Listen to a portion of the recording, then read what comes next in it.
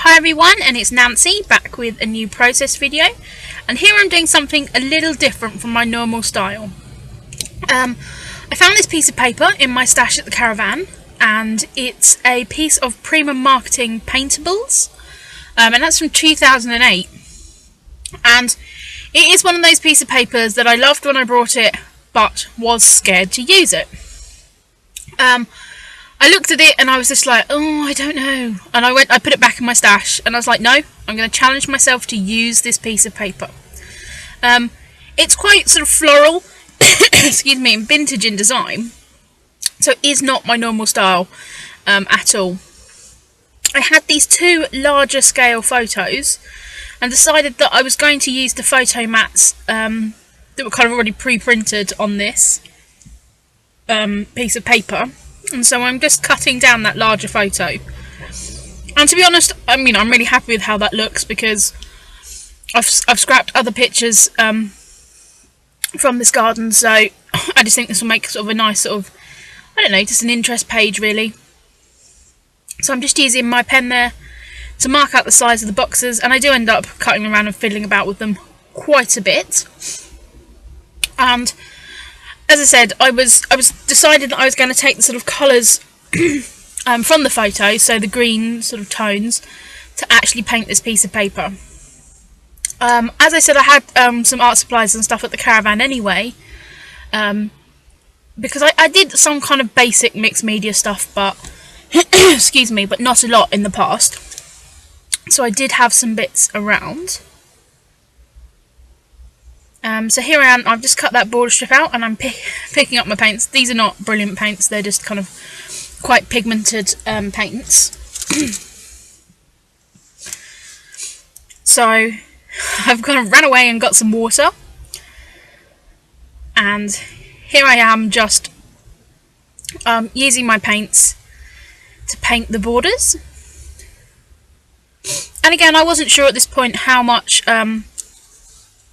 you know, painting I was going to do, if I was just going to add a little bit of interest, excuse me, or I was going to paint like all of the background. So I really wasn't sure which way I was going to take it. So at the moment I'm just picking out the greens. I'm just using a very kind of light wash of paint. I'm not worrying too much about its neatness.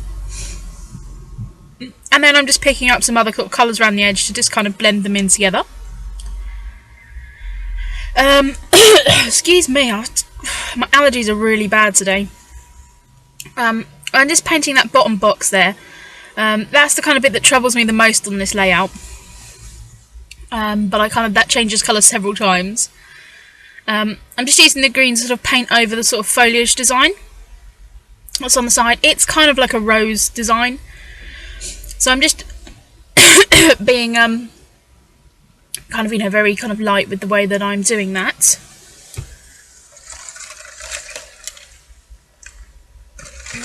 Sorry about that, just had a drink. So yeah, just adding the colours in there. And then I'm just going back with some brighter colours just to pick up, because it was getting a little bit wishy-washy, so I decided that I want to pick up some of the brighter colours. I'm going to sort of fuss around with this for quite a bit. I mean, I was going to cut it out, but I thought, you know, I'm sure I can ramble on while, you know, I'm showing this. So, as a sort of, what made me kind of really pick this up is this watercolour look is sort of very in at the moment. You know, and I've been buying bits of paper that look like they've got watercolour designs on. And so I found this paper and I thought, okay, this is kind of a bridging step. This may get me into this. As you know, I've spoken before and I've kind of resisted the kind of mixed media trend too much on scrapbook pages. But I'm so pleased with how this layout turned out. It's not my my normal look at all. So, you know, and I think that challenge was really good actually, and it, you know, it made me just think about things in a different way. So here I am changing this bottom colour box again, and I will fuss about with that. I kind of painted the main elements in, and then was like, it's a little bit bland.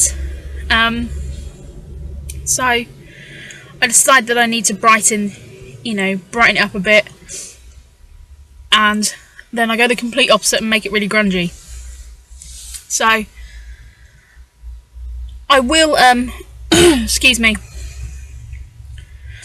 I will be doing some more layouts, because actually I found that I had, I think it was 6 sheets of this Prima marketing paper, and if I remember rightly, it wasn't actually that cheap when I bought it. I mean, it was probably about, I don't know, I think it's probably about £2 or £3 when I bought it per sheet. But I thought actually it's really good just to use as a 12 by 12 piece of watercolour paper. So I'm going to do a few layouts just using it as watercolour paper.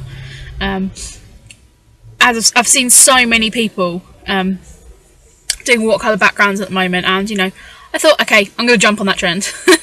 So here I am taking that colour wash, excuse me, out, and I've just put some spots on there, and then it kind of spills on that bit, but I decide to kind of run with that. I'm just kind of using my paintbrush to do some bigger sort of splots. Splots, is that a technical term? Between a splodge and a spot. And then I'm just going to flick some paint on, and then of course I need to leave it to dry. And actually I'm surprised that this paper did not actually buckle too much. So I didn't use too much water, but yeah, it really didn't buckle that much. I was really quite impressed by that. Okay, here I am just showing you how that's all dried. And I decide that I don't like that background. It's too white, so I pull out my triangle roller stamp and add some kind of just background texture. And I'm just doing that over the painted design and using the wet cement mid-tone ink from Hero Arts.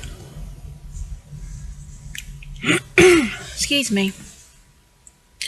I then take out some of this matte black mist and apply that over it as well, because the design is printed in black on the paper, so I want to kind of bring that black out a little bit more. And I'm really happy with how that all looks, but I do end up losing my patience and dabbing a lot of it off. So here I am just taking my photos and just attaching those on. And at this point I'm trying to decide, what do I do? Do I just leave it at this? I can't really add layers of paper because I'm going to then detract from the background design. I mess about with this sort of matte print garland, trying to see if I can get that to work. But I can't actually get it to work. I do mess around with it for quite a while. I do apologise, I've got a real frog in my throat. So, decide that that's not going to work. So I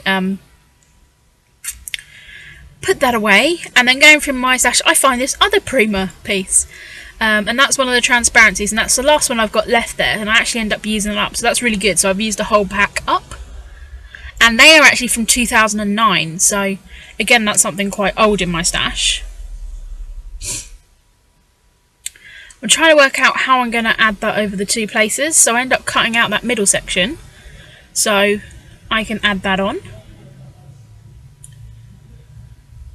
I do then have those couple of spare pieces from the middle, and I decide to just cut those down a little bit and add them to the top and bottom of that kind of photo strip.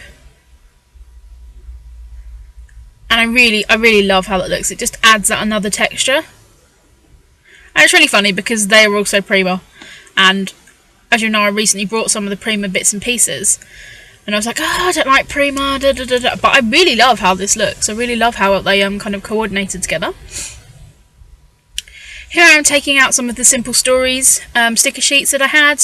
I add one of the photo corners to each corner. And again, I just think it just adds kind of to this sort of textured background. Had a little bit of a border strip left, and that's picking up the kind of maroony orange colour, so I decided to add that. I add a little sticker up to the side that says noteworthy. And again, I'm just here playing with the different stickers that I've got to see, you know, what I want to add and, you know, how that's going to work on this page. That says all that wander are not lost, so I thought that went kind of really well with the theme that I'm going for on this page.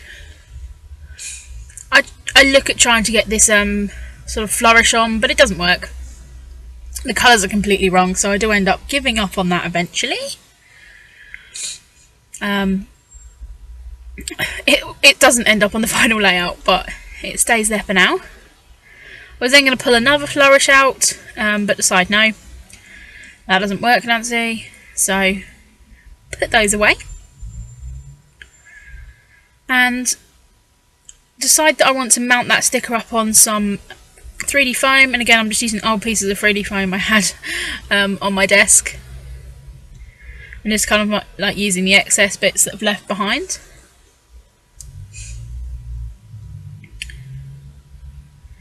So I'm really happy with how that is. I then see the twine on my desk, and that's black and white, so I think, yeah, that'll work on this layout somehow.